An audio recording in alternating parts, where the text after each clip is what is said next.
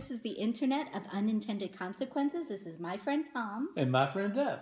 And today we're going to continue our conversation about digital government. And specifically, we're going to be looking at rights and responsibilities in the digital age. And this also connects to last month's discussion with Dr. Mike Ribble of digitalcitizenship.net, because that is actually one of his 9 elements. Absolutely. The rights and responsibilities that we would have as digital citizens, right? Exactly. And what important topics to be talking about, especially in the month where we generally hold elections. And it's just, I think, a really appropriate time to have this conversation. Yeah. Now, one of the things that we want to make very clear is that the list of responsibilities and rights that we've sort of compiled is from different aspects of research. So there isn't like a bill of digital rights out there. Maybe we should put that together. That would be good. But this is really based on the research that's out there, what people are talking about of what should or should not be a right and responsibility in the digital world. Exactly. Okay, so we want to make sure that's very clear. But I think the first right is the idea of the right to information. And that's so important because it's information that all of us use to make so many important decisions in all of our lives, and what could be more important than having the right information about our government, whether it's local government or federal government, whatever. Yeah, and so we're seeing some of that now. The Obama administration had actually put out an initiative called Building a 21st Century Government. And one of the things that they talk about there are some open data initiatives. So apparently there's a lot of data that's been collected by our government, but it's just sort of like sitting someplace and hasn't been released. And the idea is that if government releases that data, that the citizens then can, come up with apps for that data, can actually come up with ways of using that data that can be very helpful. Exactly. And so I think that's an interesting one. I mean, all of us have heard of the Freedom of Information Act. And, right. And, one of the interesting things with technology is that people say, well, wait a minute, I can get something like in seconds. Why does it take days or weeks or months to get it from my government? Well, it gets into issues of closed meetings and that sort of thing, and what should be open, and so that's where the media often comes in with the FOI requests. Yeah, and just that it takes so long considering how quickly I can get something off Google, Doesn't seem like it should take that long, No, should it doesn't. But, again, we're in transition, right? We I think another interesting idea for right of information is during an emergency or a crisis. And we've seen some great examples where governments, especially the local ones, have used social media and online media as a way to get out messages. Exactly. Right, of what's going on. And that can be so important. Another right is the access to the internet and technology. Yeah, now this one's interesting because with this one you hear a lot about the haves and the have-nots, right? Does this become a socio-economic issue about who has access to the internet and who doesn't? Because you often hear people say, well, the internet is free, but access to it does not necessarily mean it's free, right?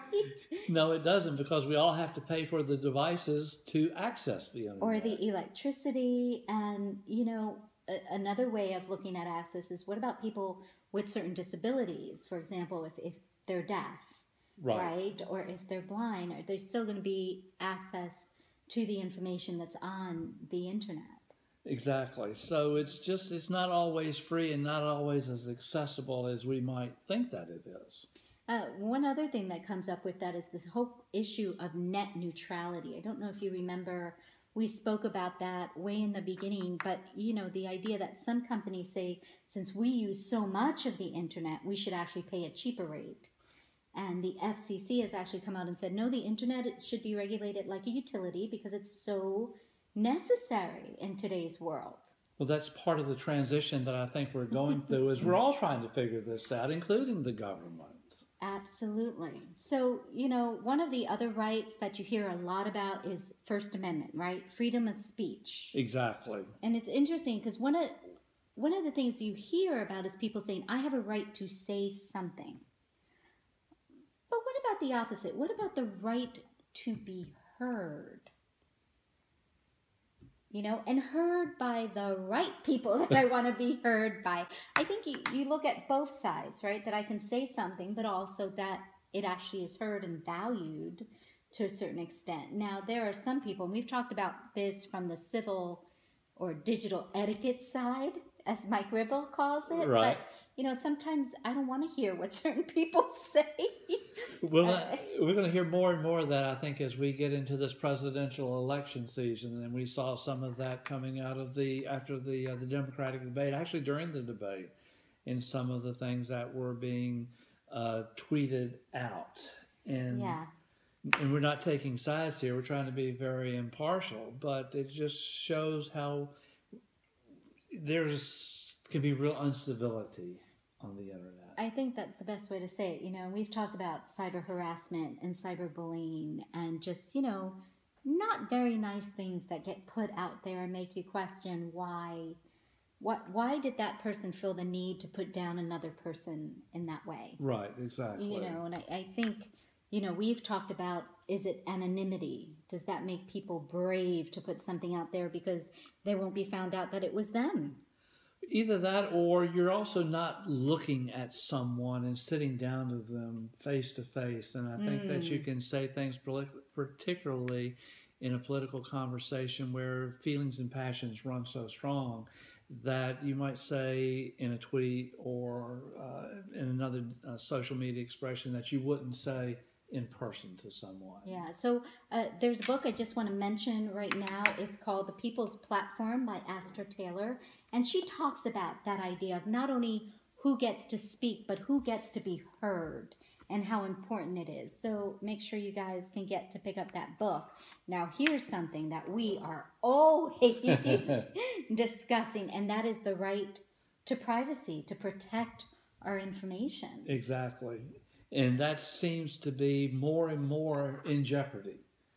Yeah, it does. I mean, every day you hear about, a cyber breach. How many records were stolen here? How much data was taken, whether it's Target or Sony or, whoever. It just seems like every day there's somebody who's been breached. Exactly. And what an insecure feeling that leaves you with, not knowing if your social security number has been breached or your bank account information or other private information. Yeah. And it's interesting because it's also opened up a whole other industry, right? So now there are businesses out there who are just to protect your reputation. LifeLock is one of them. You might hear them on commercial and how they talk about protecting it, but I just think that whole thing, I mean, sometimes you do feel vulnerable, that there's just no way to protect your information. But that doesn't mean you shouldn't try. Do strong passwords, do double factor authenticity, or whatever it takes. Exactly.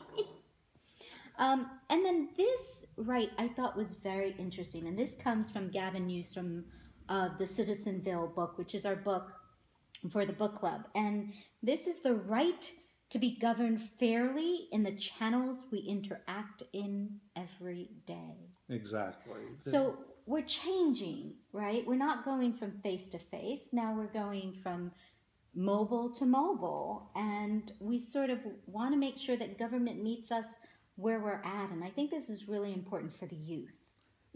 Exactly, as they go more and more online, and for all of us with our phone records, for example. Yeah, and we see that, in the local level, in the regional, in the national level. How do we get that connection made through the technology? And there's a group, the Carl Vinson Institute of Government in Georgia, who's actually doing something with a program called MaxGov, MaxGov, and they're talking to public servants, people who represent government, right, on how to embrace technology a little bit more. Even though it creates more stress, it can also help them a little bit more. So I think that's an interesting unintended consequence. It is, and you just used a term that I think is so important, and maybe we're forgetting: public servant. And people in government perform and provide a public service. Yeah, and to remember that they're people. Exactly. Right. I mean, I know we go down there and it's this and it represents government, and we're pissed at government because I had to go down there and I'm going to scream. But this is really a person who has a job, and most of the time they're just trying to do the best that they can with what they have. Right. You know, they might not be the ones who make the decision whether to put something up on the internet or not. They're just the people who are there, you know, every day to sort of face the public, and yet we're there saying, oh, yeah. They become the face of the public and sometimes the face of our frustration. Yes. So we are publicly saying, Deb and Tom, we are sorry to all of you if we've done that. We have tried not to. But please join us in the conversation. Let us know what your thoughts are about public servants, about the digital rights and responsibilities that we have. You can hashtag at hashtag IoUC DIGGOV, our Facebook page at TIOUC, and our website, www.TIOUC.com. This is my friend Tom. And my friend Deb. The Internet of Unintended Consequences. Bye-bye. Thank you.